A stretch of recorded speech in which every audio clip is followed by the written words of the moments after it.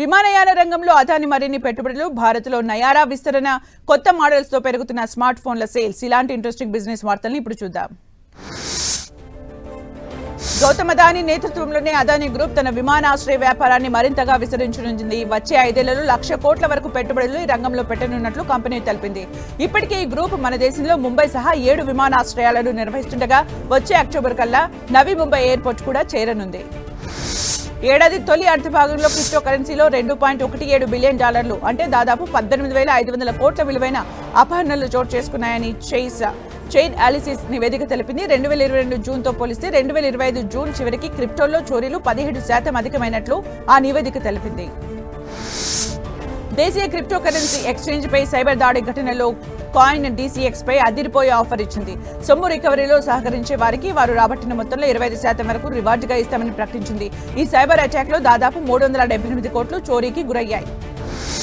బ్యాంకుల digital banking channels పై third party ఉత్పత్తులు, సేవలను ప్రదర్శించరాడని RBI తాజాగా ఉత్తర్వులు జారీ చేసింది. ప్రమోటర్ గ్రూపులు, బ్యాంక్ గ్రూప్ సంస్థలకు సంబంధించిన థర్డ్ పార్టీ ఉత్పత్తులకు ఇది వర్తిస్తుందని తెలిపింది. 2025 ఆదేశాల ప్రకారం నిఘా వ్యవస్థల్ని బ్యాంకులు కలిగి ఉండాలి.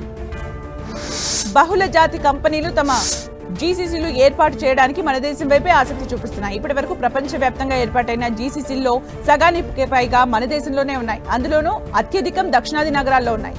ఇందులో బెంగళూరు అగ్రస్థానంలో ఉండగా తదుపరి స్థానాల్లో హైదరాబాద్, చెన్నై ఉన్నాయి. ఏడాది మేలో EPFOలో నికరంగా 20.06 లక్షల మంది సభ్యులు చేరారు. 2018 ఏప్రిల్లో చందాదారుల గణాంకాలను వెల్లడించడం ప్రారంభించాక ఇంత అధికంగా చేరడం ఇదే తొలిసారి. ఈ ఏడాది ఏప్రిల్తో పోలిస్తే 4.79%, 2024 మేతో పోలిస్తే 2.84% ఎక్కువగా సభ్యులు చేరారు. దుబాయ్కి చెందిన ఆభరణాల సంస్థ డమాస్లో 67% వాటాను $283.2 మిలియన్ అంటే దాదాపు 2,435 కోట్లకు టాటా గ్రూప్ సంస్థ టైటాన్ కంపెనీ కొనుగోలు చేయనుంది.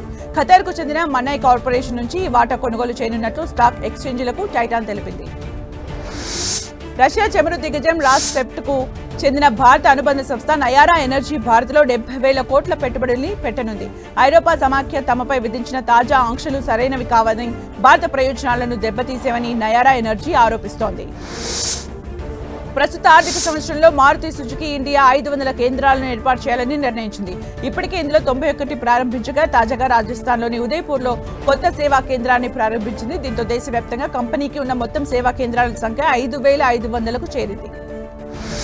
దేశీయంగా స్మార్ట్ ఫోన్ల విక్రయాలు మళ్లీ పెరుగుతున్నాయి. వరుసగా 2 త్రైమాసికాల్లో స్మార్ట్ ఫోన్ల సప్లై తగ్గగా ఏప్రిల్, జూన్లో పెరిగినట్లు కానాలిస్ తెలిపింది. 2024 త్రైమాసికంతో పోలిస్తే 7%, ఈ ఏడాది జనవరి, మార్చితో పోలిస్తే 22% పెరిగినట్లు వివరించింది. కొత్త మోడళ్లు విడుదల కావడంతో సేల్స్ పెరిగాయి.